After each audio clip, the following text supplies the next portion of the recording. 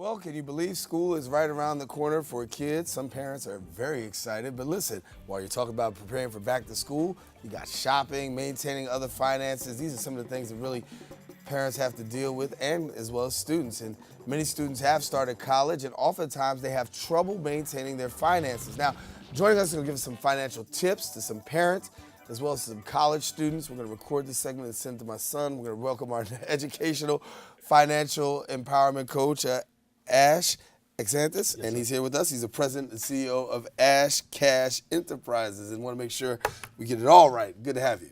Thank you for having me. Appreciate it. So I want you to be helping me too. Oh, absolutely. All right, yeah. so we all need help, right? Absolutely. I got two we all do. But listen, thanks for coming to share with us. And as we talk, though, students, honestly, as well as parents, it becomes an educational opportunity. Sometimes it becomes too late. Yep. Finding out after the fact.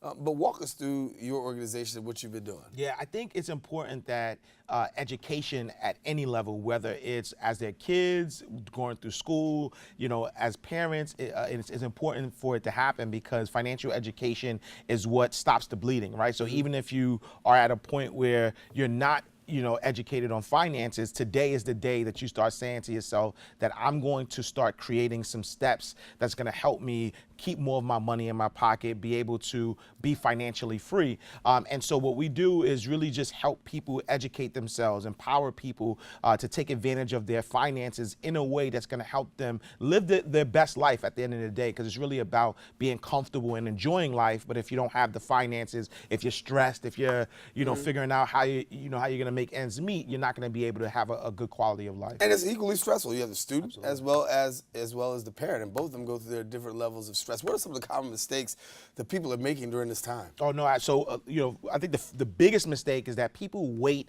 until the last minute, and there's always a premium for waiting for the last minute. So I think being prepared, that there's certain things that you have to have that you need, and if you buy them ahead of time, the price point is going to be lower. If you buy them at bulk, it's going to be lower. So I think really having a plan and preparing for school ahead of time is important, both for parents and for students, but then also living below your means. A lot of times people get into credit issues and get into issues of not understanding or having to take out payday loans or other emergency kind of funds that's going to cost them a lot because they're not prepared. So preparation can save a lot of money. Yeah, I just had a conversation with my son today, and we talked about he's a freshman in college and just want to make sure that he knew about the credit cards, because obviously a lot of them are tempted with credit cards, given the fact that many don't have the money, the resources, and use credit cards as a way out, but actually it's not a way out, it's a way in. Oh my God, and credit cards are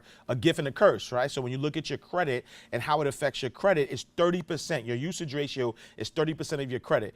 So if you do a great job managing credit cards, you can have a great credit score. If you do a horrible job, you could be paying for it for years, and not just from your credit score. Those who have lower credit scores actually pay more in interest rates. There's a big push by a lot of credit card companies to provide credit to people with low credit scores so they can charge them 18, 20, 28%. And so people have to realize that, yes, it might help you in the short term with your immediate needs, but in the long term, you're going to be working for the credit card companies, not for yourself, not to pay for bills and have a good quality of life. You'll literally be working to pay back high interest rate loans. Well, you're the author of several books, 5 to be exact. Yeah. And you got a lot of online material, but I want to take a time and go through a few things that you've outlined, because I think it's important for parents as well as students to, to really go through and make these things happen.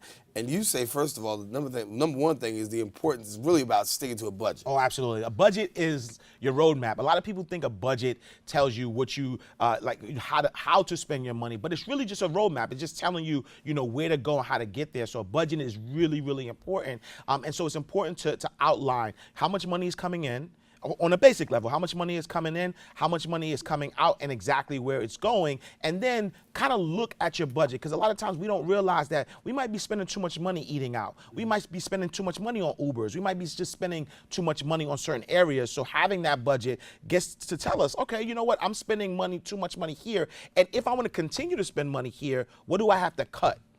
Right, and so it gives you that good roadmap. So I think that's important. And again, having an emergency fund in that budget is so important because, we talked, I heard we talked earlier about Hurricane Harvey, and some people may not have insurance to cover what's happening in the home. But so we're going to have to, in some way fund ourselves, and we have to have that emergency fund because we just never know when things are happening. So I recommend 6 to 8 months of expenses in an account liquid that you have access to at all times. So you should have 6 to 8 months. Absolutely. In your bank account. In your bank account. And even if you're not there yet, right? The point is to start. And so, find that number that you're comfortable with, whether it's $1, whether it's 10%, whether it's $100, whatever it is, just start. Know that's the goal, 6 to 8 months, and do it in a way that it's automatic, that you don't have to think about it. When you get paid, the money automatically goes to a savings account that you don't have access to, that you don't touch, you don't have a debit card associated with it. So that way, out of sight, out of mind, and just let it stack. Right. Now, you punched me in the chest earlier when you talked about this, when you talked about eating out. Yeah. Guilty. All right. No. But number 2 is actually about budgeting for food. Right. So go ahead and hit me in the chest even more. But here's the thing, right? Eating out is okay if it's budgeted correctly. So for instance, I always tell people when I look at budgets, I see somebody eat out a lot, they take Ubers, and they have cable. Right? And so maybe, maybe it's not the right thing to say we're on a cable network, but maybe not necessarily, spending money on cable or too much on cable, maybe, finding ways to cut. Maybe you say, you know what, I like to eat out, but I'm going to eat out, 1 day a week. And instead of, eating out 4 days, I'll eat out 1 day, and the rest of the days, I'll make my food. There's ways to still do what you want to do, but in moderation, and budget it and plan it out so that it's not, spontaneous, because that's what hurts us. Right. It's not the eating out, it's the spontaneous eating out. It's the eating out based on emotions. You know what, I don't feel like cooking, so I'm gonna eat out.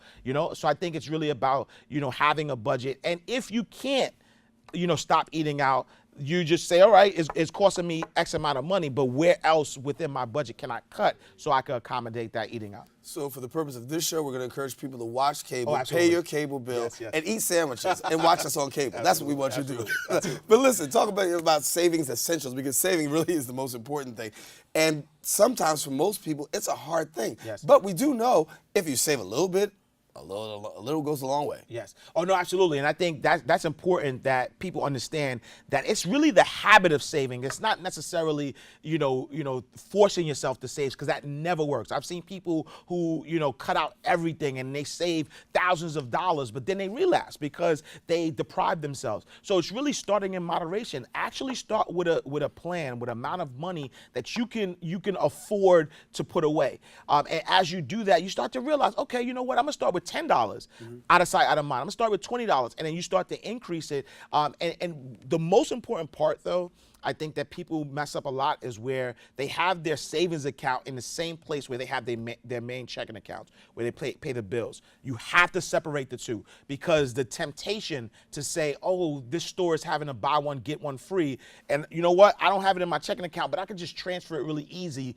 to my checking account, is what makes people not save, right? But if you have a system that allows you to maybe open it at a credit union, open it at a bank a regional bank, a bank that you don't have access to, that you don't see on every corner, that savings account serves a great purpose, because it's inconvenient for you to get to it, you'll think twice before you start tapping into that. So having multiple banks is okay? Oh, I think it's a great idea. I think it's a great idea to protect yourself from yourself, right? Because if you have multiple banks and you have money in these different banks, and you have an automated system where you don't have to physically remember that you have an account at this credit union or this bank, you let when you get paid, you direct that money automatically to that account, out of sight, out of mind. You'll not think about it, and then when that emergency happens, you'll say, you know what? I have this account over here that has a couple of thousands. Now I don't have to use my credit card and pay extra interest rate. Right. I can use my own money. Well, we talked a little bit about credit card management, and you really outlined that one. But take us to this one here, because every college student, both parent and student, have to deal with not all, but most have to deal with student loans. Absolutely. How do you turn the corner? Turn the handle on dealing with these student loans? I heard the president one time, it was President Obama, I was actually at an event. He told me it wasn't until about 4 years into his presidency that he actually was able to liquidate all his student loans. Yeah, and I think a couple of things is important, is that a lot of times people look at student loans, students, parents, as you have to pay it back. All right, let's just leave it there. And sometimes, if you get a refund, a lot of times people are spending that refund. So if they are allocated a certain amount of money for student loans, and then the school doesn't cost as much as what they were given for the loan, some of them use that money for other things, which I think is a bad idea. But the one thing I do want people to understand is that, you know, student loans are going to stay with you for the rest of your life. And so if you have a system that allows you to pay it, so there are a lot of programs, you know, income-based repayment programs. There are programs that will actually let you get rid of the student loans if you get certain jobs. So it's really just understanding your options and not putting as much stress on yourself to, you know, pay them off, you know, at a shorter time. You can stretch them out because a lot of times the student loans have a lower interest rate, but just make sure that you're diligent about having that plan and figuring out how much is it going to take for me to pay it off in 10 years if that's what you want to do, in 20 years, in 30 years, but have a plan so that way you're not, you know, held hostage to that student loan. Is consolidation a good idea, especially if you've been to, you know, been to multiple colleges? I think consolidation is a good idea. It really depends on the person and what type of loans that they have. If you have, you know, government loans and consolidating all those government loans to a private loan may not be a good idea because the, you know, government loans give you certain options that private loans may not give you. So if you consolidate those loans into a private loan, it might not be a good idea. It really depends on your situation. But if you're consolidating government loans into one, you know, one payment, I think that's definitely a good idea. So that way you're not managing 8 or 9 different loans. You have this one payment and you can have a better handle on your loan. Well, Ash is the president of Ash Cash Enterprises LLC, and you've been sharing a little bit about. So for people who don't know you, tell a little about yourself and you know, and where they can get some more information. No, absolutely. So Ash Exantus. I also go by Ash Cash. You can go to my website, iamashcash.com. Also bankmobile.com. I'm the director of financial education for Bank Mobile, and I'm on all social media outlets. So, you know, Facebook, Twitter, Instagram, at iamashcash. But I'm an author of 5 books, 2 of them bestsellers: Mind Right, Money Right, 10 Laws of Financial Freedom, What the FICO, 12 Steps to Repaying Your Credit. And I'm just someone who is interested in helping people change their mindset, first and foremost, about money in order to manage their money. And so 15-year banking professional, and now, you know, I work for the people. I work for the people to help change minds to live a better life financially. Well, there's the old saying, change your mindset, you change your life. Oh, absolutely. Ash, Yes, sir. good to have you, bro. Appreciate you. Thank you. Gotta come back. All right. Yes, sir. Listen, take a quick break. We'll be back with more show. We still got more left. Yes, stay with us. Come right back.